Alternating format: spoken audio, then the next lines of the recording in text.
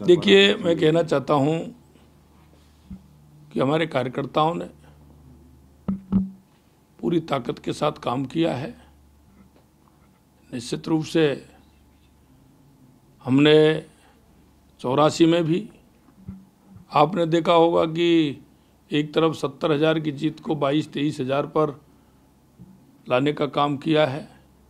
हमारा हर जगह वोट बढ़ा है, चाहे वो खीपसर हो, झुंझुनू हो, दौसा हो, देवली उनियारा हो, रामगढ़ हो, वहाँ सभी जगह भारतीय जनता पार्टी का वोट बढ़ा है। सचिन पायलट और हनुमान बेनीवाल इन जैसे नाम जो है पूरी तरीके से चुनाव में खत्म से हो गए हैं, जो है जवारी भी कह चुके हैं, दिग्गजों को जो किला है वो ढहा दिया है। देखो, ये जनता है और जनता से कोई भी बात छुपी हुई नहीं रहती है। जनता जो फैसला करती है वो सर्वमान्य फैसला करती है।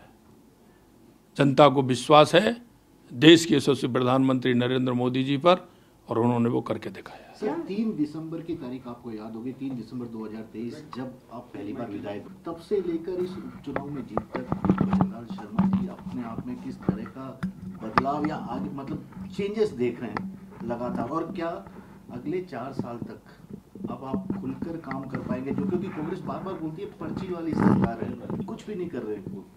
देखिए, इन सारी बातों का जवाब मैंने उस दिन भी कहा था। एक एक बात की जनता की नज़र होती है और जनता वोट की चोट से उसका जवाब देती है। मैं एक संगठन का कार्यकर्ता था, हमारे केंद्रीय नेतृत्व ने मेरे को ये जिम्मेदारी दी। मैं इतना ही कह सकता हूं कि 15 दिसंबर से आज तक जितना भी मेरे अंदर सामर्थ्य और जितना मैं कर सकता हूं, राजस्थान की जनता के लिए समर्पित भाव से काम कर रहा हूं।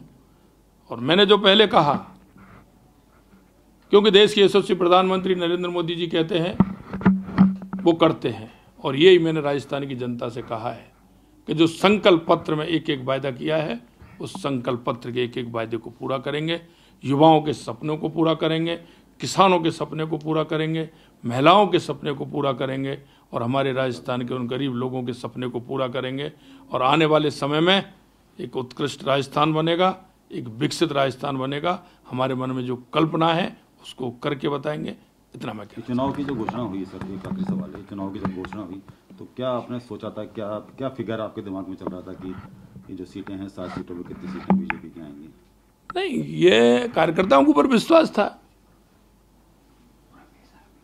और देश के यशस्वी प्रधानमंत्री नरेंद्र मोदी जी की नीतियों पर विश्वास था। इसलिए कहा हमने अच्छी सीट जीतेंगे और जीते। एक सर, आपने जो शुरुआत में जो कुछ फैसले लिए थे अपराध पर लगाम के लिए और पेपर लीक रोकने के लिए, आपको क्या लगता है इस चुनाव में उसने ज्यादा असर दिखाया, खासतौर पे युवाओं के अंदर जो जिस तरीके की विधानसभा चुनाव में नाराजगी थी वो आपके पक्ष में बनी? देखिए, आप 1-2 प्रश्न के बारे में कह रहे हैं। मैं आपसे कहा है, मैंने जनता की नज़र एक एक बात पर होती है, जनता की नज़र एक एक शब्द पर होती है। जनता जानती है कि किसके मन में करने की है, किसके में नहीं करने की है। इसलिए उन सारी बातों का जवाब एक ही होता है। ठीक है। राजस्थान दिल्ली का पत्थर साबित होने वाला है। आने वाले समय में 9, 10, 11 को रायजिंग राजस्थान है। आप देखते जाइए आगे आगे होता है क्या। जो हमने संकल्प पत्र में वायदे किए हैं निश्चित रूप से पूरे होंगे। धन्यवाद। के लिए पीएम भी आ रहे हैं।